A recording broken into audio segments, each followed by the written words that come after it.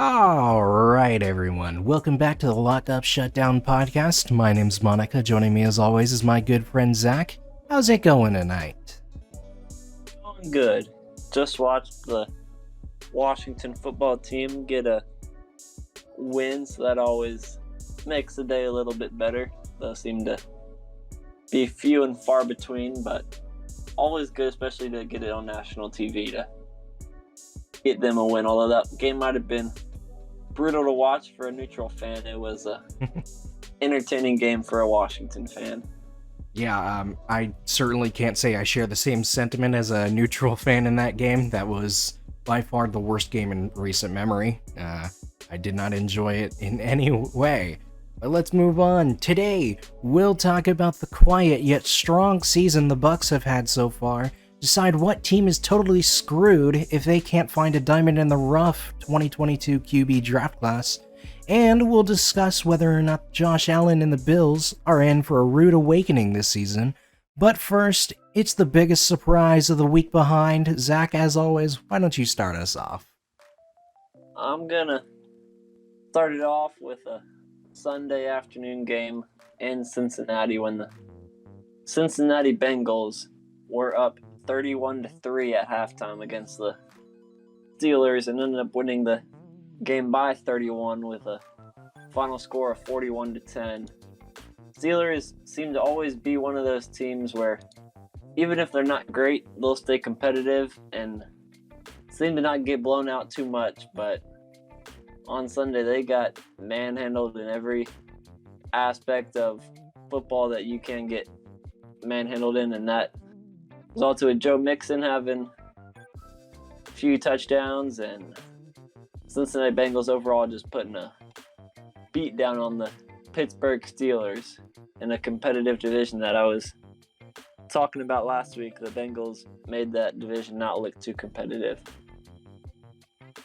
Listen, I'm always rooting for the Steelers to lose, and honestly, I don't really hate the Bengals enough to not root for them, so let's just say that I'm pretty happy about the result of that one, though it was quite surprising. My personal biggest surprise was a horrid performance from the quarterback Jalen Hurts in a 13-7 loss against the Giants. Hurts had thrown just under 50% with 129 yards, 0 touchdowns, and 3 interceptions, and he seemed to have more impact running the ball than throwing it with 8 carries for 77 yards. The Eagles as a whole looked extremely bad in that game, but Jalen Hurts really struggled, and I think that's one of the first games that we've truly seen an awful performance out of Jalen Hurts. I mean, at least usually he pads his stats in garbage time, but it's just a surprise to see a very talented young quarterback like Jalen Hurts struggle to make any impact on the game, especially against a weak team like the New York Giants. Yeah, I was not expecting that from Jalen Hurts, especially 3 interceptions against any team for a player that didn't even seem to throw the ball too much. Was shocking from him in a big game that the Eagles really needed in their playoff push. But the week is over and we're on to bigger and better things. And speaking of better, I don't think there's too many teams that are better right now than the Tampa Bay Buccaneers and their 8-3 record, and seem to almost expect it from them now with how good they are and how little we've been talking about them. Absolutely. I think I was expecting a good game against the Colts, and that's exactly what we got this week. And they were able to contain Jonathan Taylor about as well as I've seen a team contain Jonathan Taylor and responded with their own running back of Leonard Fournette having 4 touchdowns and beat the Colts in a good game. But the worrying part is they did that with Rob Gronkowski as their leading receiver, and they still don't have Antonio Brown back from a whatever injury he says he has now. So I think they're only going to get better from here and have a good chance of repeating as Super Bowl champs. Absolutely. However, I don't think that they're quite in the same contention that you believe them to be in. Personally, I believe that the Buccaneers have quite the cakewalk of a schedule, in fact. They have an 8-3 record so far, with their 3 losses being to the Rams, a very tough team, but 2 of them being against very weak teams in the New Orleans Saints and Washington football team. The most talented team they've beaten this season was the Cowboys in Week 1, and 6 of their 8 wins are from teams that are 500 below. Their remaining schedule consists of the Falcons, Saints, the Panthers twice, and the Jets, as well as a game against the Bills. I'm going to go as far to say that the Bucs this season are a divisional round exit.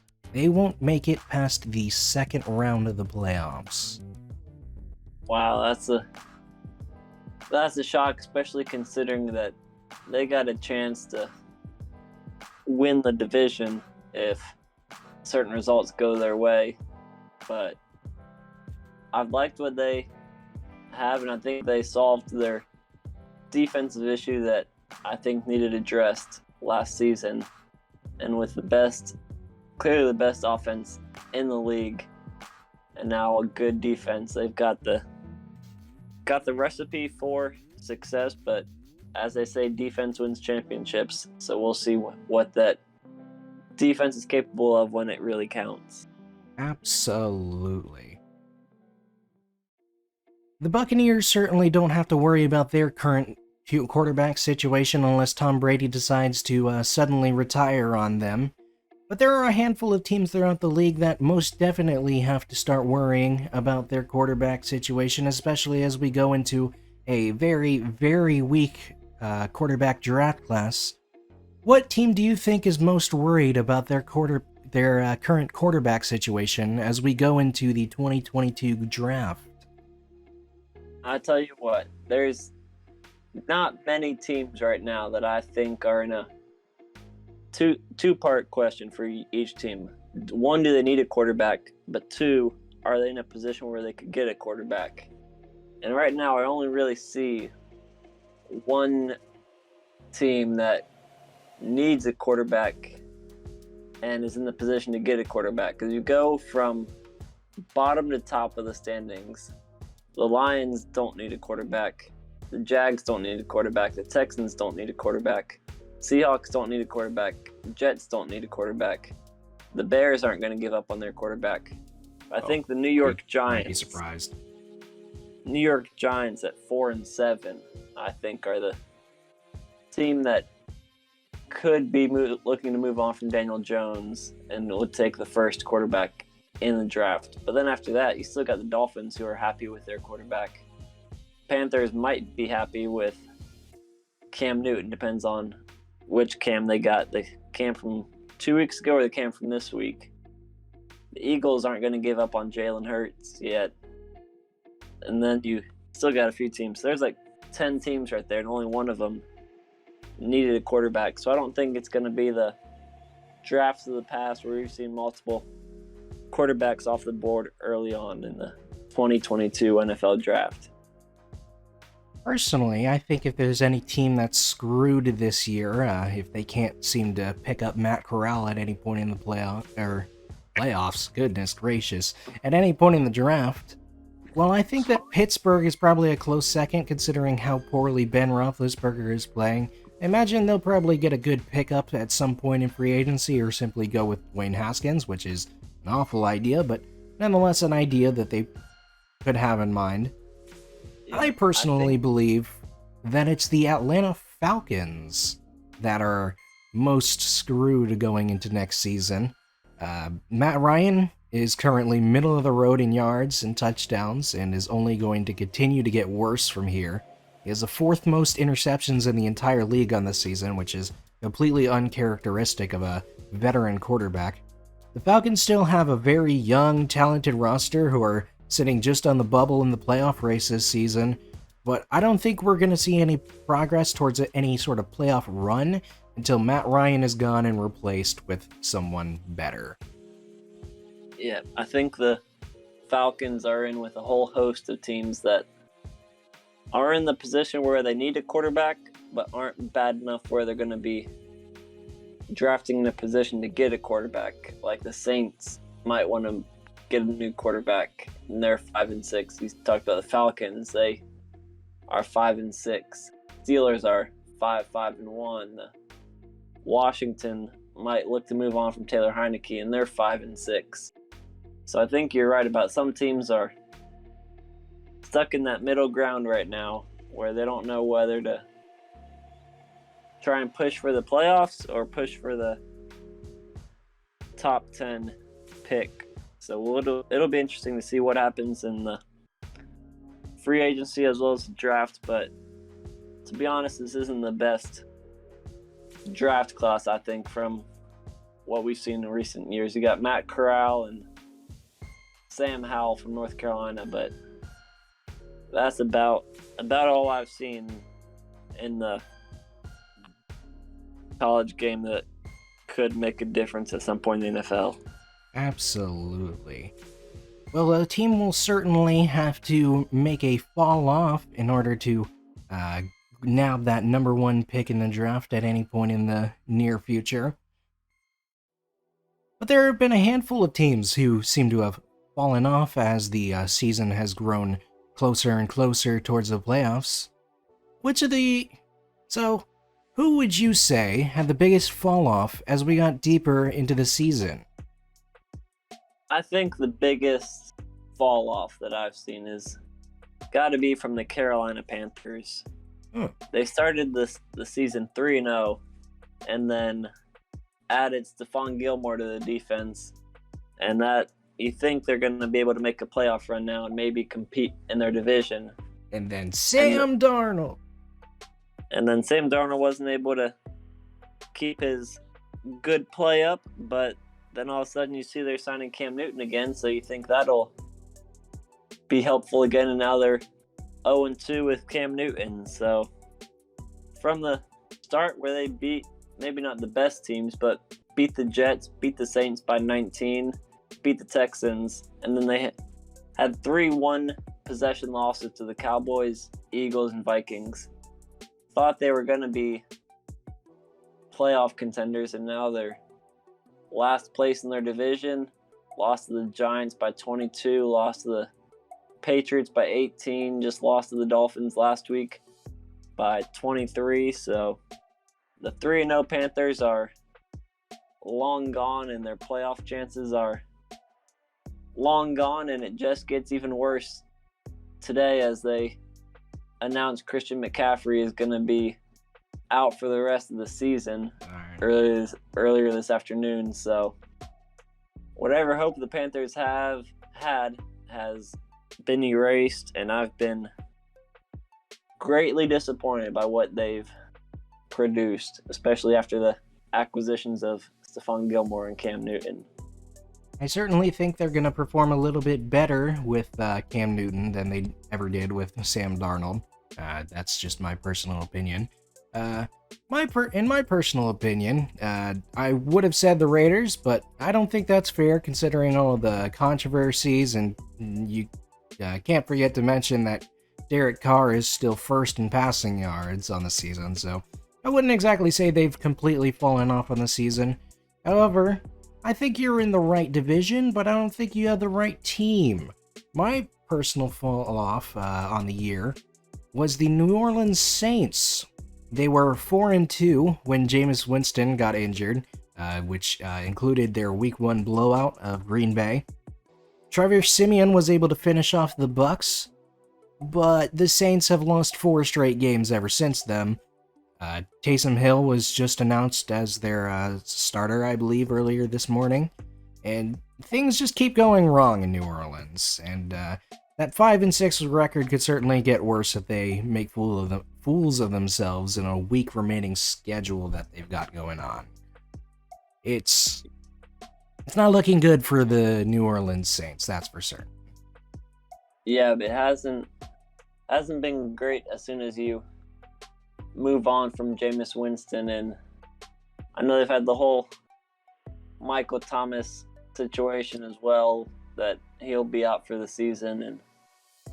And the only reason I don't rule them as my big surprise is because Alvin Kamara's been out, Mark Ingram's injured, and then I said Michael Thomas as well. So there's 3 legit guys that have all been battling injuries this season, and I think that's the biggest toll that they've taken this season so far. But they've also played some good teams the last 3 games, coming against the Titans, Eagles, and Bills, and it doesn't get much easier against the Cowboys this Thursday. So you're right about the Saints struggling, and I also don't see it getting much better for them either in the near future. Well, speaking of the Buffalo Bills, the Buffalo Bills have had a pretty easy schedule this season, as they've gone, I believe, 7-4 on the year. Are the Bills in danger of their own hubris as they breeze through a relatively cakewalk schedule towards the playoffs? I'm not worried about them getting any sort of cakewalk schedule. It'll all work itself out at some point, and they've had an 18-point win against the Chiefs. They've played the Titans, and if you look at their next 4 games, they've got the Patriots twice as well as the Bucs in their next 4 games. So there's 2 of the best teams in the league that they'll play in 3 of the next 4 weeks. So I think the Bills, it's time for them to show up or shut up, and we'll see if Josh Allen is able to continue the hot streak, as probably the 2 games against the Patriots are going to decide the division between the Bills and the Patriots, as they're within a game of each other right now. The Patriots are 8-4, the Bills are 7-4. So those 2 games are going to be huge, and we'll see what the Bills are made of after that, because with all the other records around the league, I think the second place AFC East team isn't promised a playoff spot at any stretch of the imagination. So we'll see what happens, but you're right, the Bills have had one of the easier schedules so far this season, but I'm not going to say their schedule is going to come back to cost them when it counts in the playoffs. The Bills so far this season are 6-3 against teams that are 500 or below, and 1-1 against teams above 500. They've only had 2 teams that they've gone up against that are above that mid mark. Again, they are playing against Tampa and the Patriots twice so far on the season, and those are their only games that they have left against teams over 500. I think that those games are definitely going to be their show up or shut up games. They're definitely going to show whether or not the Bills are ready to make a run at the Super Bowl. Josh Allen is still performing incredible, and I personally still believe that the Bills have a shot at the Super Bowl if they are mentally in playoff mode going into the rest of the season. However, contrary to what I believed earlier in the season, where I said the Bills would breeze their way to the Super Bowl and completely blow out whoever they went up against, I think that it's very possible that Bills fans this year ought to prepare themselves for a big 0-5 as far as Super Bowl records go. Yeah, that's not going to be good news to hear as a Bills fan, but I think I've got to agree with you. I haven't seen enough from them this season to warrant them Super Bowl champions. I think they've got a chance to make some noise and maybe end a few teams' seasons, but I'm not going to put a ring on their fingers just yet. Absolutely. Maybe we'll see a Cardinals Super Bowl win this year. I don't know. Be crazy if I was right about that one, too. It's time to wrap things up with the lightning fast picks. As always, we'll jump right into it. Starting off with Thursday Night Football, it's the Dallas Cowboys and the New Orleans Saints. That'll be a fun game for everyone to watch, but I think the Saints are on the struggle bus right now, as we've talked about, and the Cowboys offense is going to be too much for the Saints to handle this week. I completely agree with you. Give me the Cowboys on this one. Next up, we've got the Tampa Bay Buccaneers and the Atlanta Falcons. I think this one's an easy one. You can never doubt Tom Brady, and certainly not against a very weak Falcons team. Give me Tom Brady and the Buccaneers. Yeah, the Falcons showed signs of life this week against the Jags, but those hopes are gonna be shut down pretty easily by Tom Brady this weekend. Next up, we've got the Cardinals and the Chicago Bears. Give me the Cardinals on this one for sure. I'm assuming they'll have Kyler Murray and DeAndre Hopkins back, though. Considering they just came off of a bye week, by now they have to be healthy. Yeah, even without DeAndre Hopkins, I think they could get away against this Bears team that can't seem to get out of their own way, and I'll take the Cardinals as well. Next up, we've got the Chargers and the Bengals.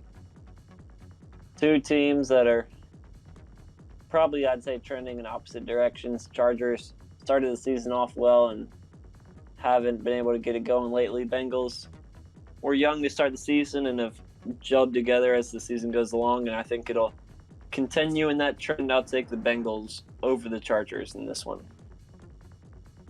I think I'm going to have to disagree with you on this one. I've said the last few weeks that the Chargers would bounce back, and they still haven't done it. But as long as you keep pulling that rubber band, it's going to come back harder, faster than ever before. I think that Justin Herbert has to get that first win over Joe Burrow in this one. Next up, we've got the Vikings and the Detroit Lions. I think this one's a pretty easy choice. Give me the Vikings. Oh, yep, I said Dalvin Cook got injured on Sunday. Dalvin Cook did get injured and will be out of this game, but they've got one of the best backup running backs, I believe, in the league with Alexander Madison. And I said last week that if the Lions are going to win one game all season, it is going to be against the Bears on Thanksgiving. And they had the lead with 5 seconds left, but Bears kicked the last second field goal and the Lions ended up losing once again, and I think that's exactly what will happen again this week. I'll take the Vikings. That's a surprising prediction. This just in, Vikings actually hit a game-winning field goal. All I'm saying. Next up, we've got an absolute stinker. It's the Giants and the Dolphins.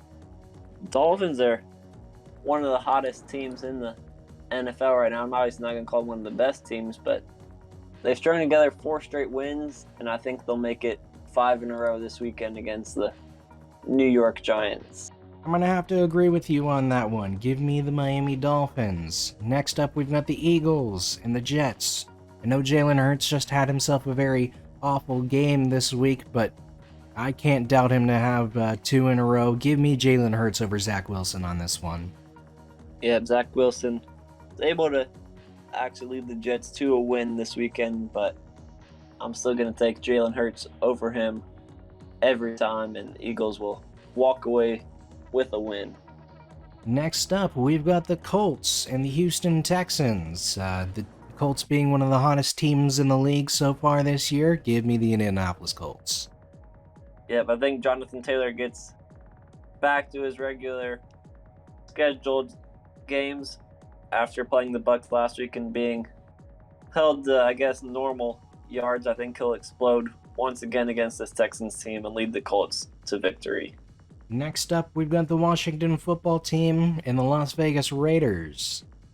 This one's going to be a huge game, I think, with both teams looking to scrape their way into the playoffs. I think that Washington will come out victorious in this one. Raiders looked good against the Cowboys, but I don't think they can do it twice in a row. I'm going to take Washington. I think you're fucking biased, is what I think. Give me the Las Vegas Raiders on this one. I don't think I can ever pick the Washington football team to win another game this season after what I just watched. Next up, we've got the Jags and the LA Rams. This will be one of the easier games we predict in a while, even though the Rams are struggling. The Jags have been struggling all season, and I think they're going to continue to struggle for weeks and maybe years to come. I'm going to take the Rams in this one. I'm certainly not going to say years to come because I still believe that Trevor Lawrence can somewhat lead a team, even though I don't consider him one of the best in the draft class. But I'm still taking Matthew Stafford and the LA Rams on this one. It's one of the best teams in the league. I know they've been struggling recently, but there's not a doubt in my mind that Matthew Stafford's going to pull it out against the Jacksonville Jaguars. Next up, it's one of the most exciting games of the season. It's the Baltimore Ravens in Heinz Field against the Pittsburgh Steelers. Ravens and Steelers always produce games of the seasons whenever they match up, and I'm going to take the Baltimore Ravens in this one after what they did against the Browns and how bad the Steelers looked against the Bengals. It'd be crazy to not pick the Ravens in this one.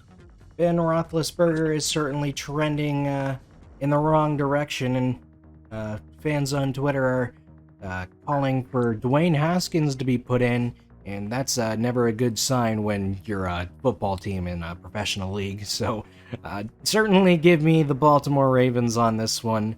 Next up, it's the 49ers and the Seahawks. This will be a interesting game with Deebo Samuel. I don't think he'll be able to get back in time for this game, but even without Deebo Samuel, the Seahawks haven't been anywhere near the same as they've been in previous years, even with Russell Wilson back, and for that reason, I'm going to take the 49ers. I'm giving the same logic to the Seahawks that I gave to the Washington football team. I just watched the worst game I've ever watched in my entire lifetime for 3 hours. Give me the San Francisco 49ers in this one. Next up, it's the Broncos and the Chiefs. Lots of AFC West implications, and we'll certainly be talking about that division next week, especially after a fun Sunday night game like this one. But I think I'm going to have to pick the Kansas City Chiefs on this one.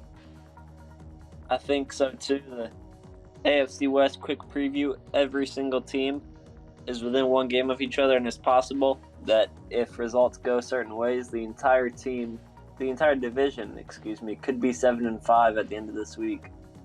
And I'm gonna go with my gut on that one and say the entire division might be 7-5, and I'll go with the Broncos to beat the Chiefs at Arrowhead on Sunday night.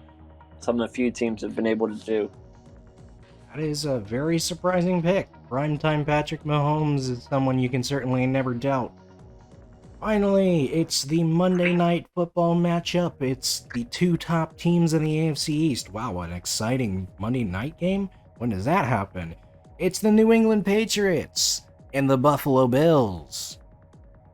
I'm gonna go with Mac Jones. I know I've talked to you a lot about it. I seem to be a lot higher on Mac Jones than I'll get you to admit, and I think he'll get it done once again and prove he's a legit quarterback in the NFL, and he'll lead his team to a key victory against the Buffalo Bills on Monday Night Football. We'll certainly talk a bit about Mac Jones next week, considering the quarterly reports are coming up. However, this game will be one of the most exciting games of the entire season, and I'm going to say that Josh Allen, the quarterback with more experience, especially when it comes to playoff-related games, is going to come out victorious in this one. Give me the Buffalo Bills, and that is all we have time for. Good episode today, Zach. How are we feeling? It is a good episode, and I think it'll be really fun to look back on what happened this week, a week from now, as we got a lot of divisional matchups and a lot of playoff implications. Got the Patriots, Bills, Broncos, Chiefs, 49ers, Seahawks, Ravens, Steelers. So a lot of interdivision matchups, and I think that's always fun to watch those games. They seem to be intense every time, especially at the end of the season. So I think 7 days from now we'll have a lot better picture of what maybe the postseason looks like and different teams' expectations are. So I'm excited to see what's to come this week. It'll certainly be entertaining to talk about all that week. but I think that's that's all we have time for. So it's time to lock up and shut down.